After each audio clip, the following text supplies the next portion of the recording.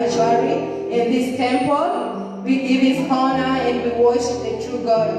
Now we are taking this opportunity to welcome every viewer wherever you are. We are welcoming you into our first service. We are Glory of Christ Church, Wimuto, Nairobi. We are along Kapenguria Road. Wherever you are, we are welcoming you for our services. We are starting right now. At this moment, I just want to take this opportunity to welcome our Bishop, Bishop Jam Wafula Masinde. Let us put our hands together as we welcome the man of God. Thank you, Jesus. Someone exalt God. Put your hands together.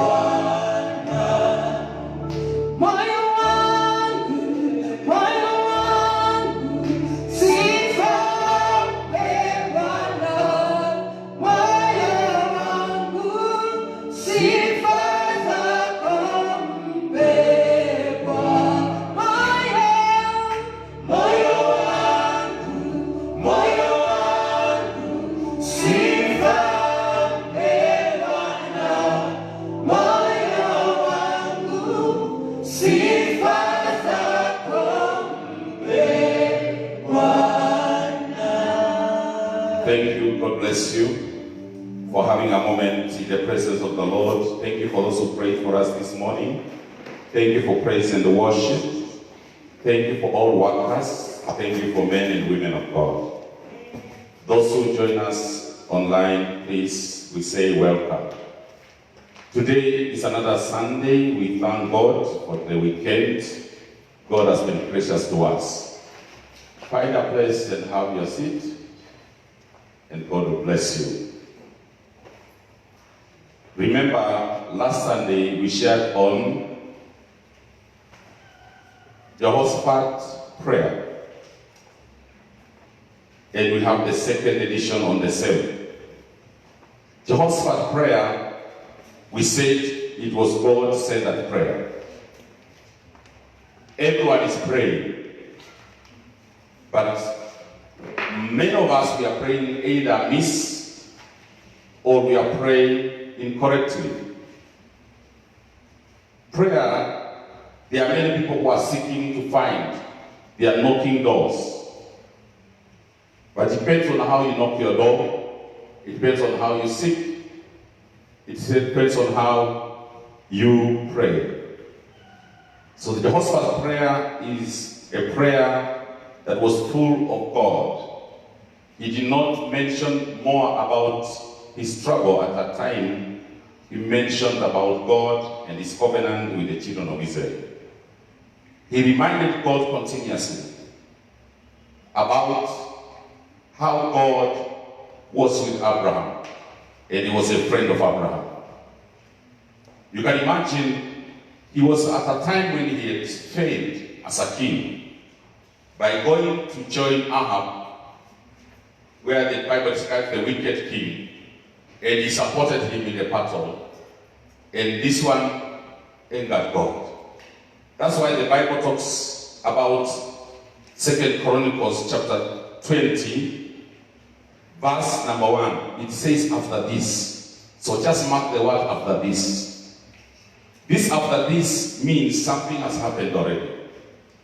And after this, the Moabites After that event, the enemy, after that issue, after that mess, after that sin, after that situation that I was in, the Moabites, the enemy struck. They planned to make war against Jehoshaphat. In fact, the Bible says, against Jehoshaphat, not Judah. You remember Jehoshaphat is the king of Judah. Now, Jehoshaphat makes up his mind. We start by seeing Jehoshaphat alarmed. Verse 2 and 3, alarmed, discouraged, scared, disturbed. But the moment he started inquiring from the Lord, he started speaking to God concerning the children of Israel. His focus was about the covenant and the promises of God. And one of the things he mentioned was about the temple of Solomon, the temple that was built. That temple became the significance that if this temple is going to be allowed to be destroyed or captured by the enemies, it means the place of prayer is no more. So the content of the prayer of Jehoshaphat leads us to the answer.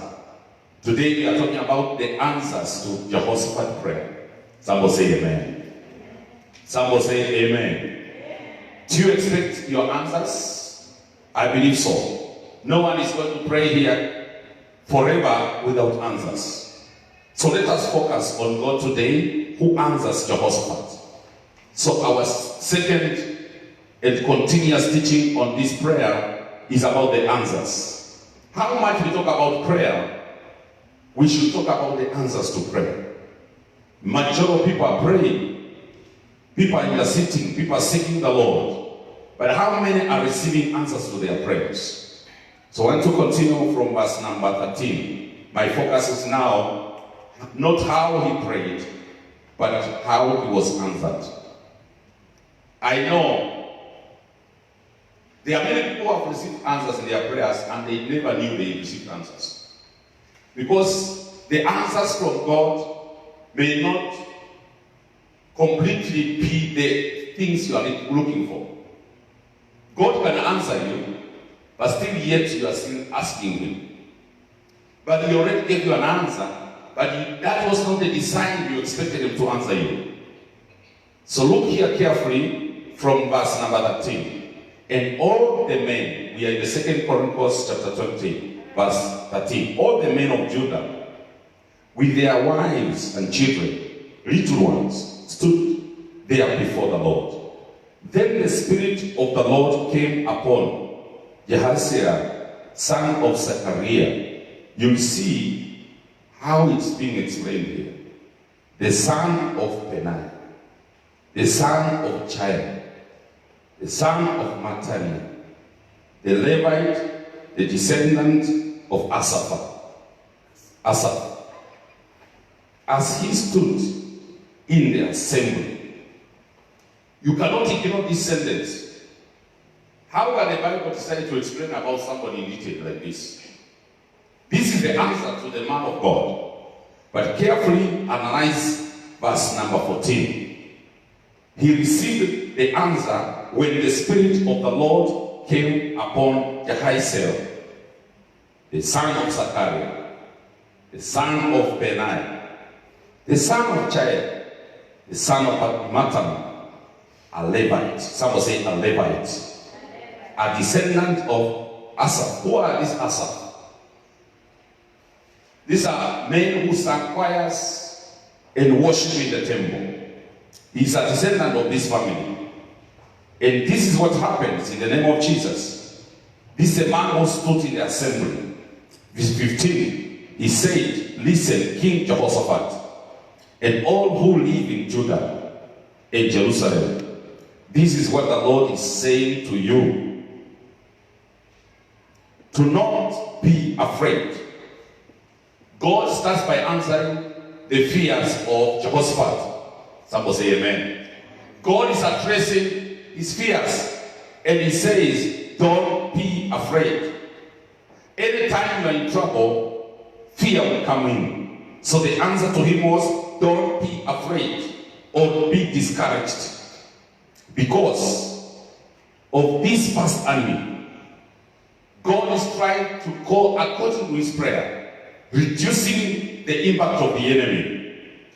And he says, this first army, for the battle is not yours. Someone said the battle is not mine, but it's for God. Tomorrow, listen carefully, march down against them. They will be climbing up by the pass of Asses, and you will find them at the end of the coach in the desert of Jerusalem.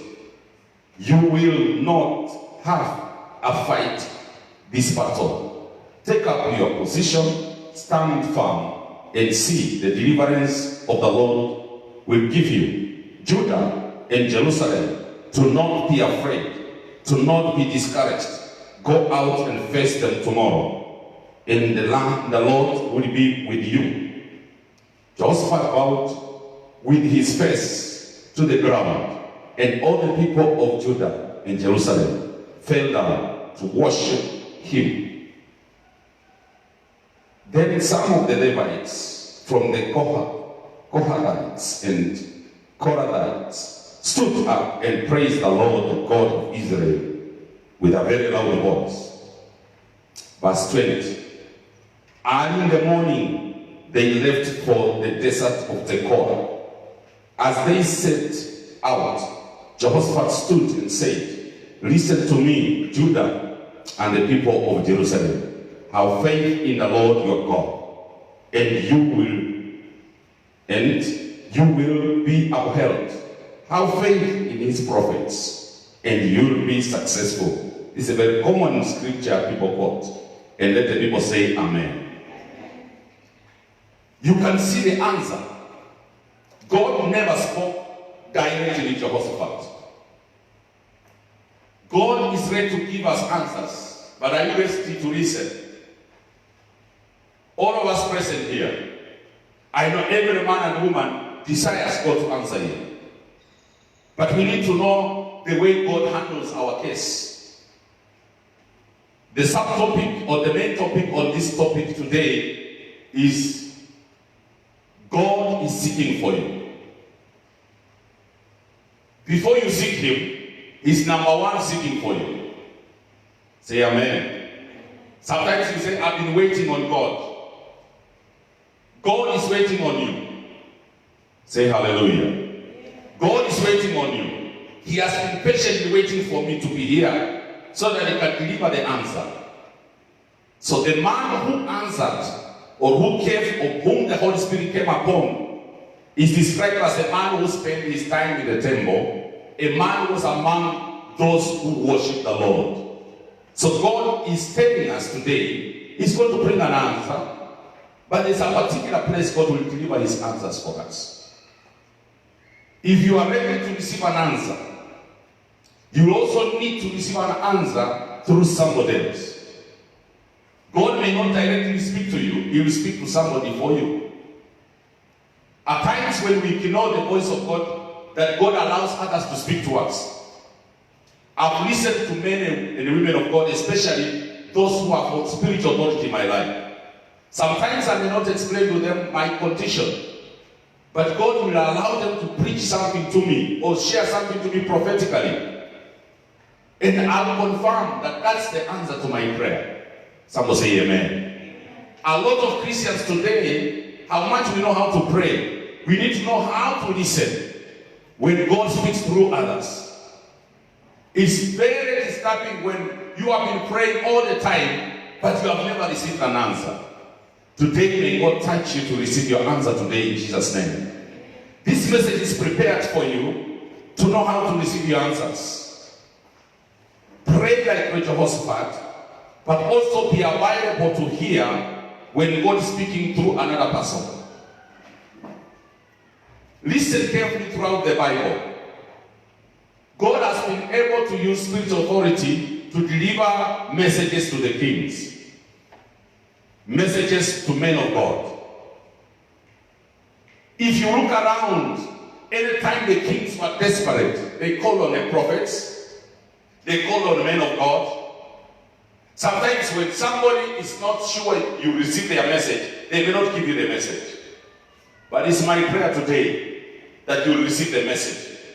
Be careful with your microphone, please. The messages that God wants us to receive, step by step. When troubles come and difficult things come in our way, number one thing, pray. Someone say pray. Men ought to pray. Men ought to pray. When troubles come around you, when you are discouraged, when you feel like you have no joy, you have no peace in your heart, pray. When you feel like things are not working for you, pray. Men ought to pray, not to faint. All of us, we have been asked to pray. Prayer is key to the answer you will receive. But also the content of your prayer is very important. Don't talk about your problems, but don't talk about God in your problems. When you lift the name of the Lord, God will be glorified in your prayers.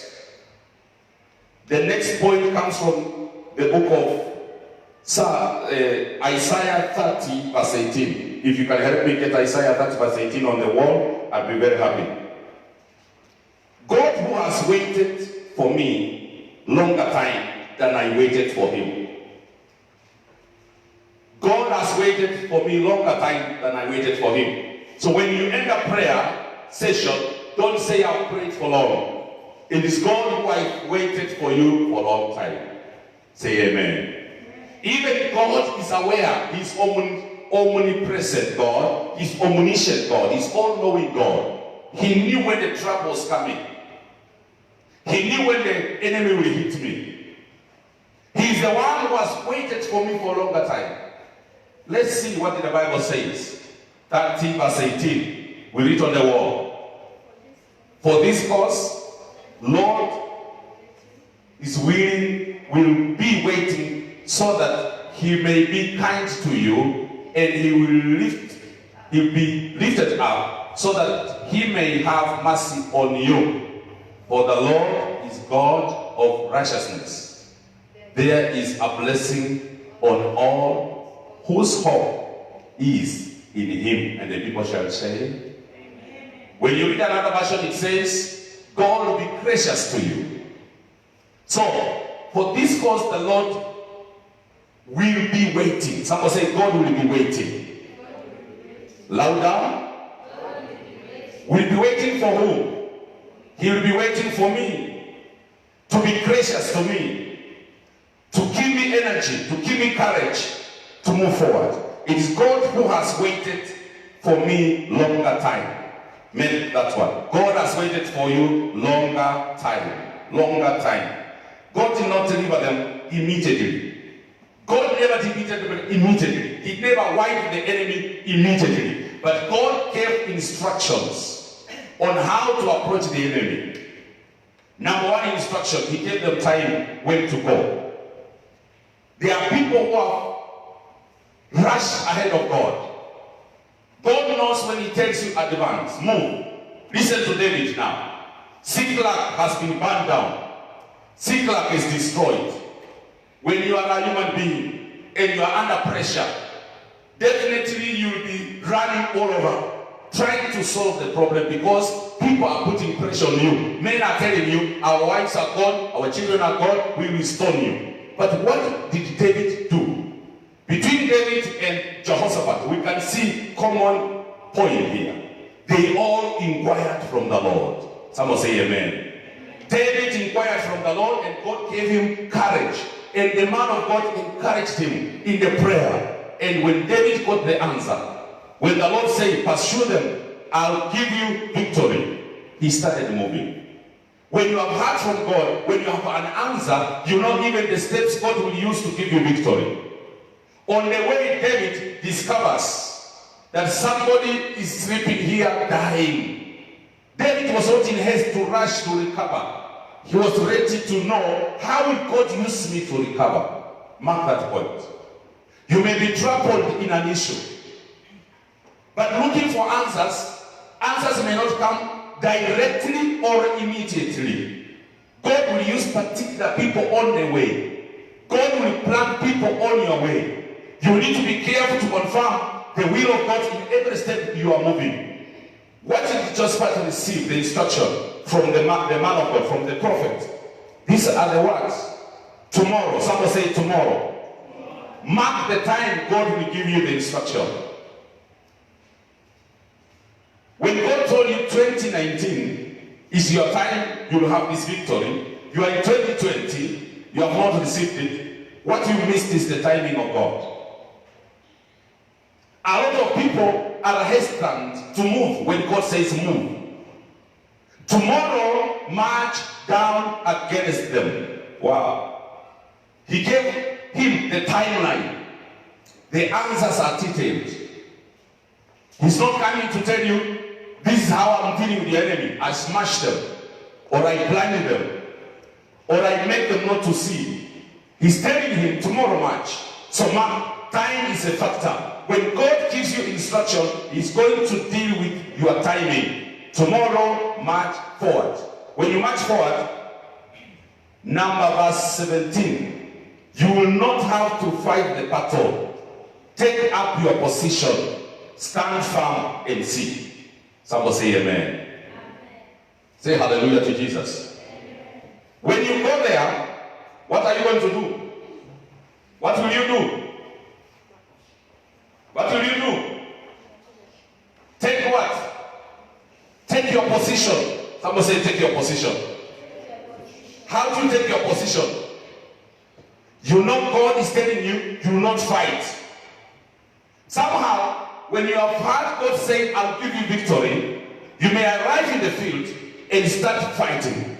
But God says, first, go, march forward, stand in your position, stand in the place of your battle, stand in the place of your engagement, and see how I'll do it.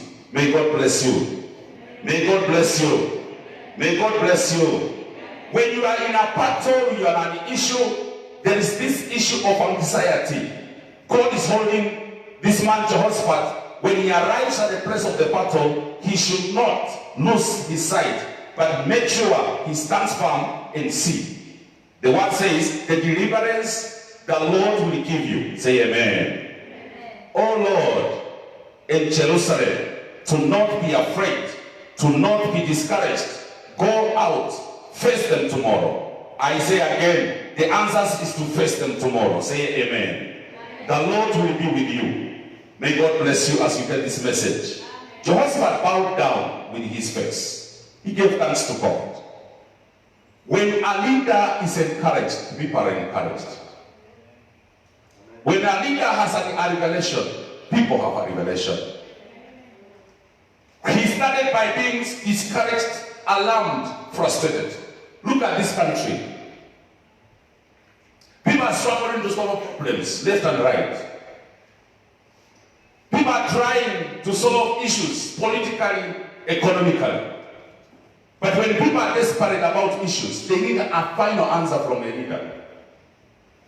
When the leader has a revelation, when he tells the people what is sure, people are calm and people will follow instructions. Every time you are in an issue, hallelujah, you are a leader in the family. You are a wife. You are a husband. Say hallelujah. When children are panicking, when the church is in dismay, you as a leader, you have an opportunity not to panic, but to make sure you have heard it from God. And when you tell the people this is the way forward, how much the enemy looks like, how much the threat is, how much the potential you being destroyed by the enemy. But so long as you have a revelation from heaven, that is the courage you have in Jesus' name. Your weapons are not the physical one. Your weapons is the revelation you have about your problem. May God give you the revelation this morning about your situation in the name of Jesus. Amen. Verse number 18. Just bowed down. What did he do? He gave thanks to God about the victory.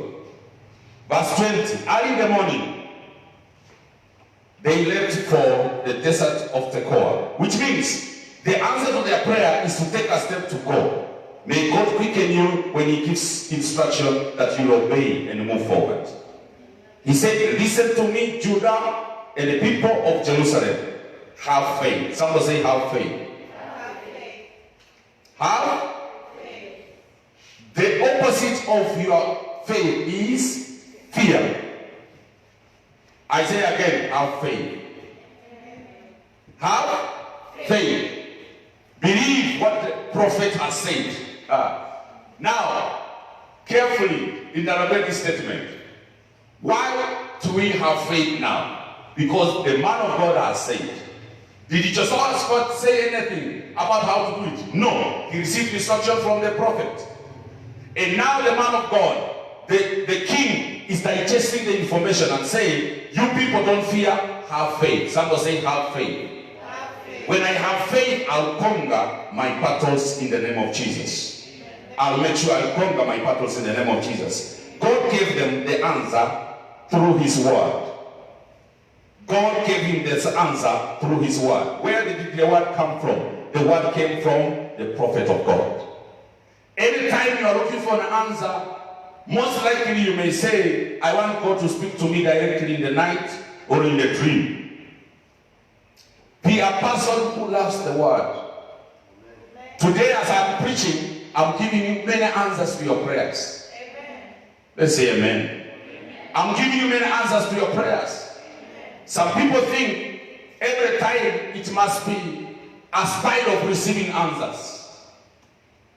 Some people think somebody must come directly, and that's one way. Somebody can prophesy to you, somebody can give you the revelation, somebody can tell you what God told them about you. But it's not enough. God will speak to us even to the messages that God allows you, the minister, to preach. Amen. There are many people who are stuck waiting.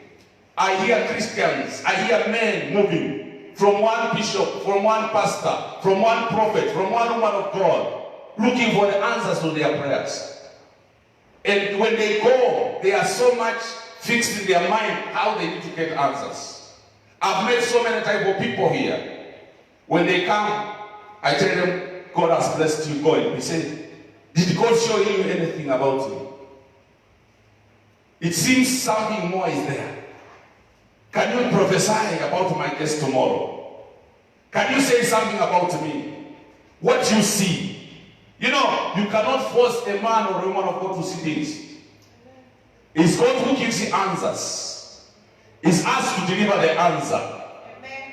If God doesn't say anything about your case, don't force it. Continue praying. Amen. Say amen. Amen. Many people, how much they want answers, they are very lazy to seek the Lord. There are people who want to buy answers from people. There are people who want to be seductive about giving answers.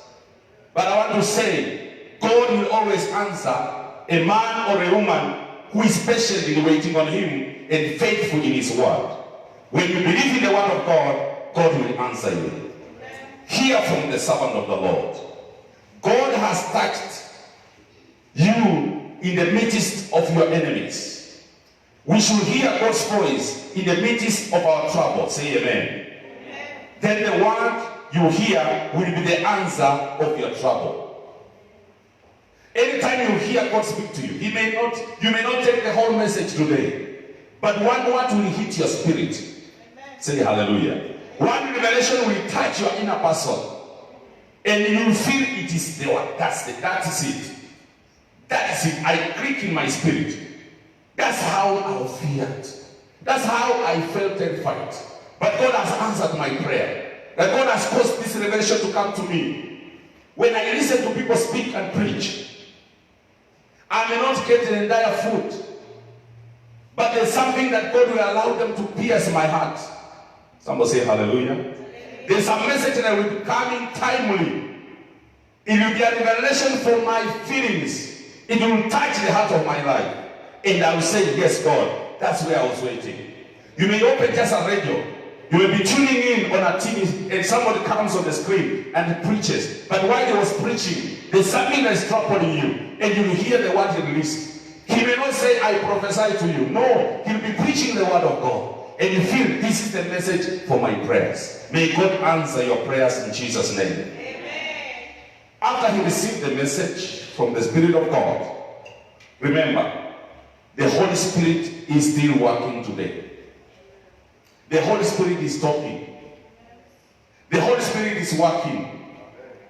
The Old Testament talks about the Holy Spirit came. How much the Holy Spirit came in the Old Testament is more than today.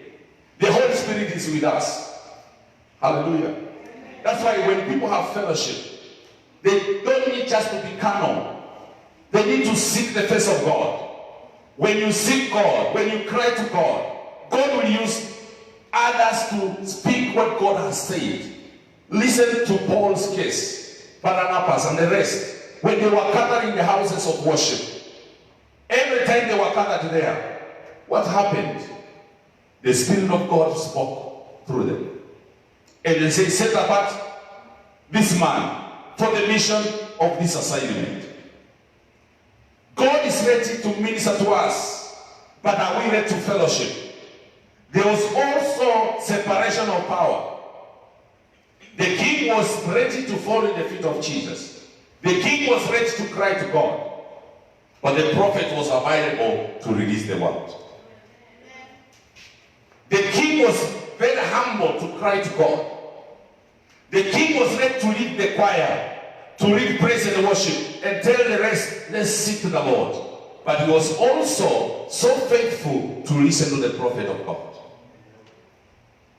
There is this separation of power, separation of position, acknowledging people in authority, both political and spiritual authority. When you are a person who is humble enough to be able to give like today, I hear the politicians are the ones leading others to prayers. When will you hear God speak to you? When you have everything in you, you can't hear God.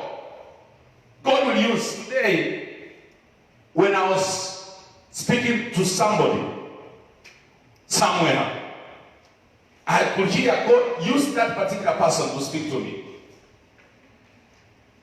How much you are in authority. President Uhuru Kenyatta cannot pretend to be a prophet and a king. He can't. How can he hear God? We are in a situation where the Senate is waiting for an answer. They are in confusion. There will be the message from the prophet. That's why when we hear pastors and bishops in this country coming up politically, we lose direction as a nation.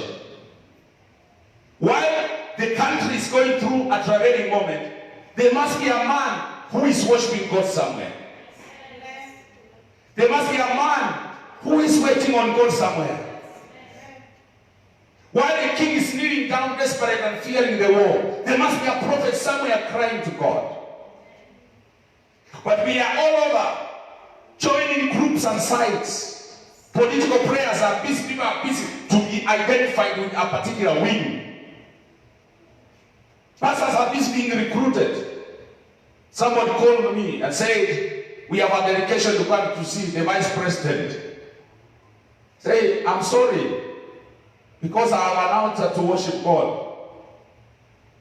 You go there, but God will give me an answer. I'll give you. People must be willing to separate themselves from these issues. If we cannot separate ourselves, God doesn't know how to work with us. He doesn't want to speak to the king. He wants to speak to the prophet to deliver to the king. That's a protocol. Amen. But if we are mixed up, we are going to get confusion. People look at us as politicians in collars. They don't honor us because as a man of God, you are going to serve everyone. Amen. You are going to serve everyone. Amen. You need to not be seen to be on the left wing or the right wing. That's where the dilemma is. The humility of Jehoshaphat was to take the message from the man of God. Are you ready to take the message? There are people here, both men and women. We have found ourselves in many problems. But those problems did not come as an accident. God spoke to us. But did you obey? Did you obey, my brothers? Did you listen to the voice of God? I remember one day, I used to speak to the choir members who are here. including Eva. She came to me one day when people are not seeing me, and she told me God is directing her to revive the choir. That's what you told me. Where's Eva? Is here. Now, you went ahead and I told you go and look for Pastor Jackson. And you went ahead and you did it. Whatever you did, you collected people who knew they are just coming to sing choir. But there was instruction from God to you. How they hold that choir, they may sing normally because they are choir, but there was a reason why God used you to speak. Because God doesn't initiate things fleshly. If God tells me make an army and advance, there is a reason. If God tells me organize people for the war tomorrow, there is a reason. Maybe you received that message from God with a revelation, but the people you delivered to them, they knew it's another way of doing it. How they received the message? I can see Jehoshaphat receive the message of God with a big seal, with devotion. We don't see the prophet kneeling down and bowing down. The business is left with the king. When God speaks to David, the prophet disappears. David takes the action of the message. When God speaks to the man of God, the business is there to take the action of the message. The prophet has released the message. In fact, his name is too complicated. I cannot analyze, I cannot explain it. But because he has been given a history and a background, and just to confirm that he's coming from the right corner. He's coming, you know. In the Old Testament, you could not be a prophet unless you come from a certain line. That's why when Saul was prophesying, people ask him, where are you coming from? You are home, there's no prophet, what's wrong with you? People cannot believe you. So that's why the description of this prophet was very clear. And sometimes you can read the Bible running away from the issues, running away from the sentences. I will tell you some of those details, the son of Saul, sons of these details have a meaning. It means it's confirming to the king that you are getting the message from the right source. You are getting the message from the ordained authority. Someone say amen. Amen. You are getting the message from the confirmed persons in your life. I used to say hallelujah. Amen. The relationship I have with people who have spiritual authority to me is not physical. Because one thing, I refer to where God spoke to me without them knowing. Amen. I refer the point of engagement with them. Then I respect the voice of God. They may not know how much they have an impact on my life, but me who is the recipient of the message, I know the details. So sometimes the prophetic office may just throw the word and disappear. But the owner of the message must work on the message, must follow the message, must scrutinize the message, must see clearly what the. That's why Jehoshaphat comes out clear and said, oh, obey the prophets, honor the man of God. Honor, he doesn't say me. He tells them the message has come, have faith in it. The message is delivered, believe in it. Follow it up. That's key. We need to reach a place as men of God, as women of God, to be able to restrain ourselves from being entangled by the systems of men, by the waves, by the current scenarios and movements of people. People are busy putting on collars, going for political meeting. Why do you put on collars for a political meeting? And they color it to be seen to be holy meeting. It's a sort of state in our country. It is a dilemma in this country. That even the source of the message we don't know. But may God arise somebody somewhere whom he has ordained, whom he has called. I know he has preserved them. There are so many all over. May God use you are seated there. That every chaos in your life, every chaos in your family, in your vicinity, when people are desperate, God will give you an answer. You will stand and tell your family, let's march forward. God has given me this heart.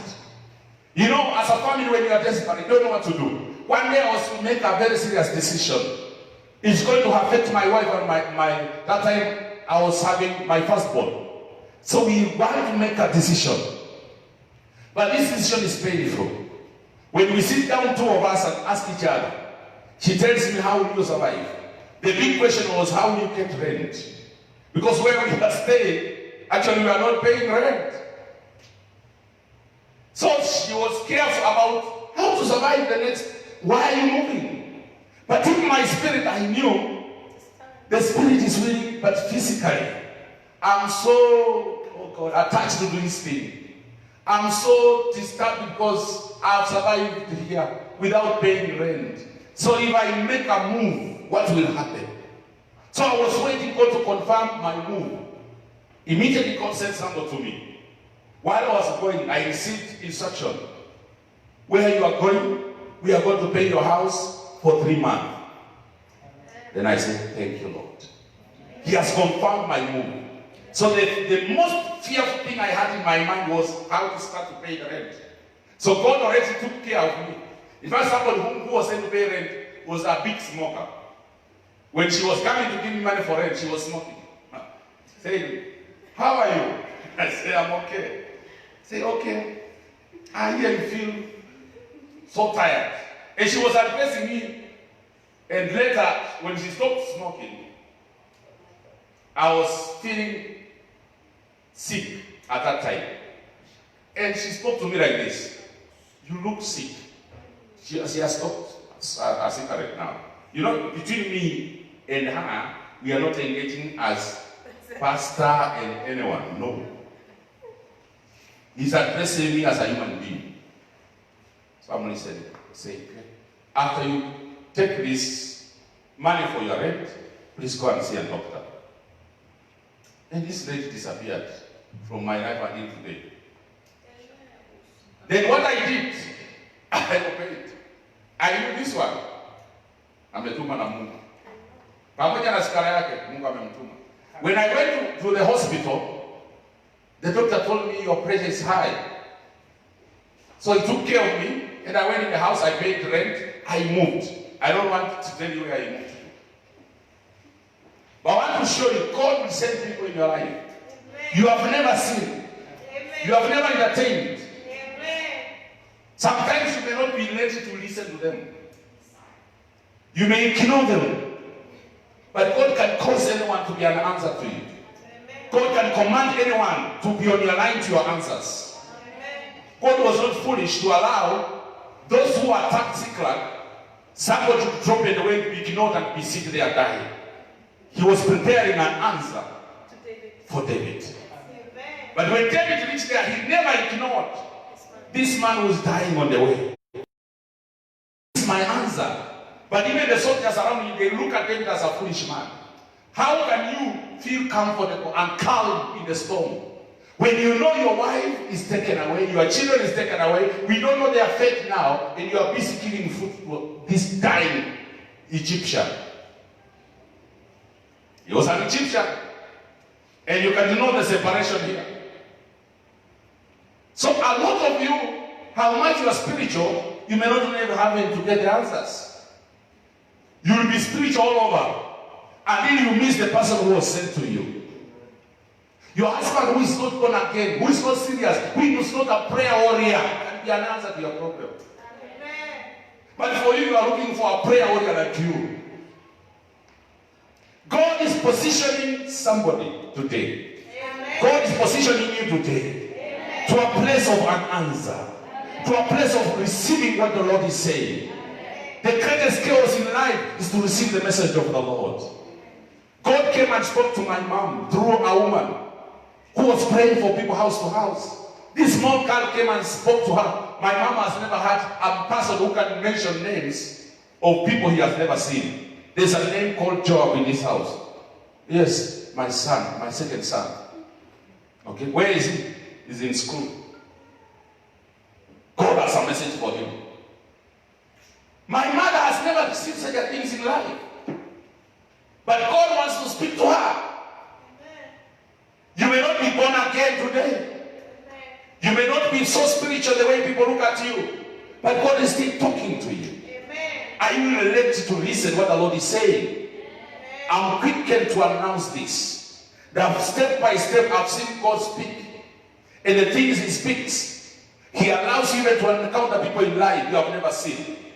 God sends people to be part of your answers. Yours is to be very careful and very accurate and very sensitive to the Holy Spirit. Because sometimes your problem can make you to move very fast and ignore how God wants to manage your problem. You can move very fast and cause an accident, and cause spiritual shipwreck, and cause chaos in the spiritual realm. When also God gives you, sometimes don't be so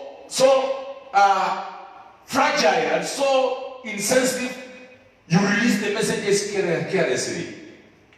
There are things God is talking. There are people here God has spoken to them, but the message may be unbearable to them. They may not digest it. They may not understand what God is saying. I've seen God speaking parables to me. Somebody here, God has spoken to them in parables. When you see God tells you about somebody's death, God is not really talking about death. God is talking about separation of God and that person. So his intention is to restore you back to him. God wants to restore us back to him. When he shows you terrifying dreams in the night, he's not here to crush us in pieces. He's here to restore us. He's just allowing us to understand our weakness. Sometimes dreams allows us to understand how fragile we are. You go and shower yourself and say, I'm clean. The night God shows you are still dirty.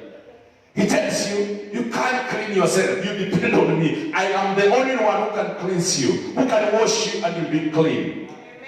That's why David said, create in me a clean heart, O Lord. Wow, clean me again, Father, that I may be able to stand on the altar and serve you again. Say hallelujah. Hallelujah. He saw victory through the word of God. May God bless you. He praised and worshiped God. One of the items when you receive the message of the Lord, worship him. Worship continues to water the environment of the revelation. When you receive the message, water it by worship. Don't just continue crying. You know, when God gives you an answer, you don't stay there and cry and lament. Take action. There are people who will cry forever, even when the answer is there. There are people who will lament forever when the answer is there. God can give you the answer, but you need to understand the process through the answer. How you process yourself through the answer is very key. It's very key. So when you are receiving the answers, also be careful not to miss how God is moving. Don't remain at the same position. Don't stagnate. Move. March forward. There's one man, a pastor, today is a bishop. God used somebody in the congregation to tell him how to acquire land for the church. And it was like a foolish instruction. But he obeyed it. And when he obeyed it, he went there. He owned the place. Some things may come very slowly. Sometimes it sounds like it's not a bang. It's not like a trembling sound from heaven. But it's just a simple instruction from somebody talking like that. And you hear the voice of God. I say, and you hear the voice of God. When you receive the message, be courageous. Command the people, address their fears, and march forward. He saw victory through the word. Prayer changes me more than changing the problem. Prayer changes me more than changing the problem. What does the prayer do? It makes me more confident, more courageous, more bold. Wow. So when you are in prayer, you are not battling the problem. You are dealing with yourself. How are you dealing with yourself? So that you can understand when he speaks. Right now. So that you can understand when the Lord is talking to you. Prayer makes you humble. Prayer makes you not to depend on yourself. Prayer makes you rely on God's grace. Prayer makes you put down your weapons and your armament and tell you we can't make it without his hand. Prayer makes you rely on God's grace. And when the victory comes, you will honor him and praise his holy name. There are so many people who are stuck somewhere. They just need to go back to their knees and seek the Lord. Prayer changes me more than changing the problem. The final word I speak to you comes from the first book of John, chapter 5, verse 4. First letter of John, chapter 5, verse 4. Quickly, we read. Don't use another version. Don't say anything. For whatever is born of God overcomes the world, and this is the victory that has overcome the world, our faith. God bless you. We read this word. For whatever is born of God overcomes the world, and this is the victory that overcomes the world, even our faith. Someone say, even my faith. Even my faith. Overcomes what? Two items here. What is born of God overcomes the world. What has faith overcomes the world. If you have faith, you are an overcomer. If you are born of God, you are an overcomer. You have two crowns in this house. Crown number one, you are born again. You are born of God. You have overcome. Number two crown, you have faith. When you have faith, victory is yours in Jesus' name. Amen. When the leader was afraid, he has nothing to do. When the leader is disappointed, when the king is confused, when the president is desperate, I listened to the president. I wish he could hear my message. He was talking like a man who was confused and desperate about the sharing of revenue in the country. He was talking like a man who was in trouble. May God deliver a message to his heart. Amen. And boldly stand and say, this is the way for my country. Amen. Let him not allow these small boys to tear the country. You know, there are small boys in the Senate. Small boys. Small boys. I'm their father. Not just because they were elected in the parliament, they became big. They are small boys in the Senate. They love their belly. And when you are in the office of a king, don't seem to be desperate. What will the people do? When you throw your hands and say, me, I don't know. Do what you can do. No, the king must get an answer. Mr. President, assemble wise men in your state house, men of honor, and sit down. Whatever you arrive at, go and tell the nation. Amen. Go and tell Kenya. Amen. This is what the Lord is telling me. This is the way to go. Amen. People will be calm. People will have a sense of belonging. People, people don't want to, they don't want to be identified with a decision. A leader must have a decision, however risky it is. When you tell people, let us go for war, you expect some people to tell, what about if we are killed? Ever. When you tell people, let's go, what about if we are killed? Now, you have remained with one potential. Where is this girl? Chepchumba. Chepchumba's man. You have been left with one soldier, still surviving. Atapigwa risasi. Au wengine wamepigwa migongo imeinama. For her, she's still holding. That's the remnant. So be encouraged to march forward.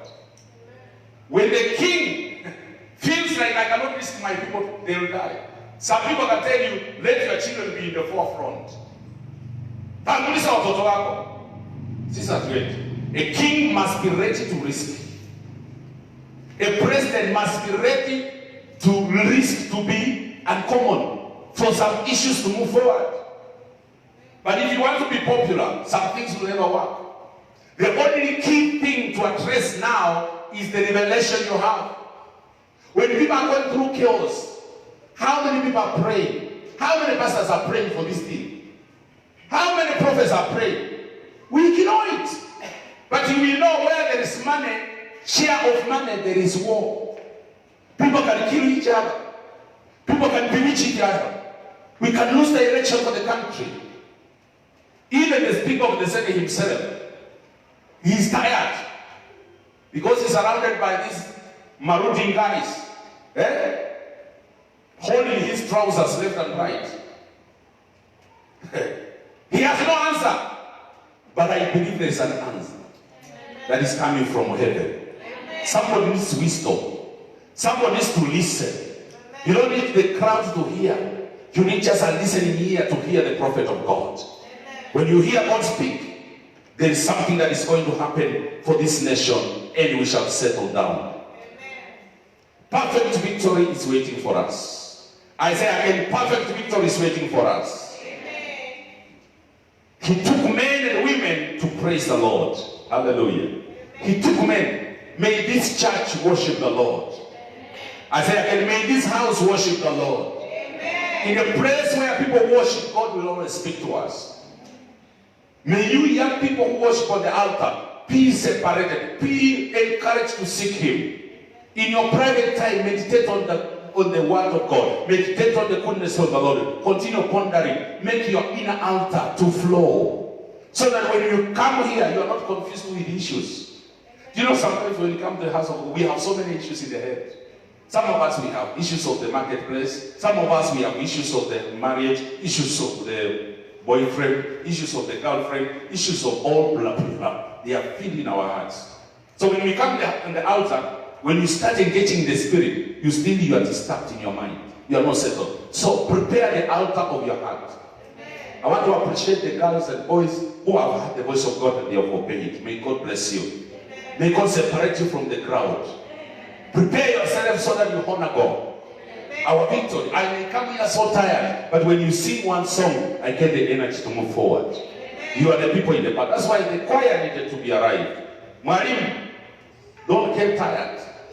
When your house is tired, when you are tired in the whole of your house, it's better your wife is tired, Nancy is tired, Hadeku is tired, but at least you remain hanging in the air, saying, God, I can't lose this battle. Amen. We need people who can sing for the King of Glory. We need men with a revelation because we are in a battle. We are facing an atmosphere of war. Spiritually, we are facing an atmosphere of war. Physically, we are facing an atmosphere of war. As a country, we are facing an atmosphere of war. Because of COVID-19, we have no movement with our neighbors. We are not okay. We are not calm. The East African countries, they are not calm. There's tension around. We need to move forward. May God heal us. May God quicken our hearts. Let somebody touch the keyboard as we stand in the presence of the Almighty God. This is my prayer. When you pray, God will give you rest on every side. Somebody say hallelujah. Somebody say hallelujah. This one is great because I want to read it for all of us. Verse number 29 and verse number 30. Are you there, children of God? No one is saying amen. Are you there, children of God? Are you there? The fear of the Lord came upon all the kingdoms of the countries when they heard how the Lord had fought against the enemies of Israel.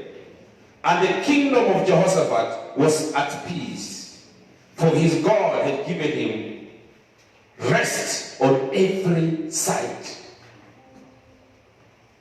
The greatest blessing in answering prayers is how you get the answer and God gives you a permanent victory and He gives you peace on every side. I declare today, as you lift your two hands, don't hold your hands. Are you looking for peace on every side? I'm asking a question. Are you looking for peace on every side? Do you want rest in your heart? Jehoshaphat, after the victory over the Moabites, after the victory, verse 22, they began to sing and praise the Lord, set ambushes against the men of Ammon. The men of Ammon, Moab, rose against the men from the Mount of Seir to destroy and annihilate them. After they finished slaughtering them from Seir, they headed to destroy one another. When the men of Judah came in a place that overlooks the desert, they looked towards the vast army. They saw only dead bodies lying on the ground. No one escaped. I say again, in your battles, nothing will remain undone. May God finish all your battles in Jesus' name. May God address the fears of our country called Kenya. He's going to give us peace on every side. Peace on every side. Peace in every side of my life. Which side do you need peace? Do you need rest? Some of you need rest in your marriage. Some of you rest in your place of work. Some of you rest in your business. Rest in every areas where you touch. May God give you the rest you desire this afternoon, this morning. Lift your hands and say, God, I want to praise you. Just sing your own song where you are. You have so many songs in your heart. Before you pray, sing a song alone. Just worship the Lord with a song.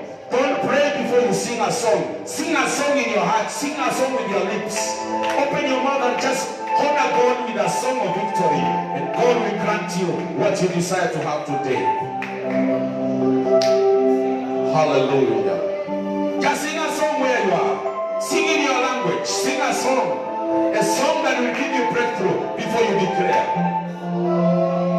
Sing a song where you are. Sing a song in your heart. Sing a song that will give you a breakthrough in the battle. God is giving you victory on every side. God is giving you victory on every side. God is giving you victory on every side. God is giving you victory on every side. Rest in all every side. Mungu anakupea raha moyoni mwako kila upande. Upande wote wa maisha yako. Upande wote wa hali zako. Upande wote wa maisha yako. Every area you have been stuck. Every area you have been traveling. Every area you have not been moving. God is giving you victory. Just sing a song behind there. You know how to sing. Raise your voice with your song as you worship the Lord. He's granting you what He desires to give you today. He's able to give you victory.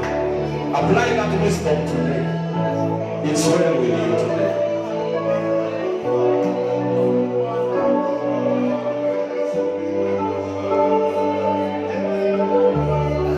Thank you, Holy Spirit. Just hold your hands in the presence of the Lord. Members and brothers and sisters who joined us online, I think this message has come at the right time in your life. May God confirm the answers you have been waiting for in your prayers. He has been waiting on you. Position yourself to receive the message. This message may be a prophetic message to your life, to your needs.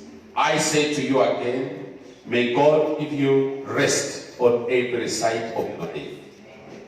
As you say amen to that part, may God confirm that He has an interest to minister to you. He's not interested to allow you to be destroyed.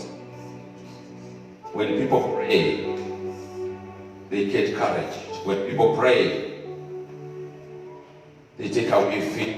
When people pray, God gives them the grace to serve. As you look forward in the current situation, which country you are coming from, in Kenya, outside this country, God is hearing your cry. The environment you are in, the surrounding you are facing, the battles you are facing right now, God wants to give you victory. But this is the way to go. Hear the message of the Lord. When you want to get an answer, when you pray, hear what the Lord will speak to you. That message God speaks to you gives you instructions on how to get your complete victory. When God gives you courage, He gives you faith in the word that the Lord delivers to you. So my brother, my sister, believe today, the message God has allowed you to hear today carries an answer to your troubles of your life. Don't take it as a common message. Don't take it as a usual case of just hearing people on Facebook, but a revelation that is going to guide and direct you to your victory in Jesus' name. I bless you. As we are going to worship God, we are going to join all of us to give our offerings and our tithes. And any love offering that God allows all of us, anywhere we are, to join us to give in the house of the Lord. I bless you with the peace of God. I speak to you as a prophet with the message delivered. I say, the battles ahead of you, stand your position and see the victory of the Lord. You will not fight any battle, but the Lord will fight for you. He has promised to fight for you. You follow his instruction. Follow his timing. Follow the cloud that is moving. Follow the cloud of the Lord that is altering your steps. Move with God. Don't move alone. Don't panic. Don't be distressed. And God has blessed your life. In Jesus Christ's name. And the people shall say,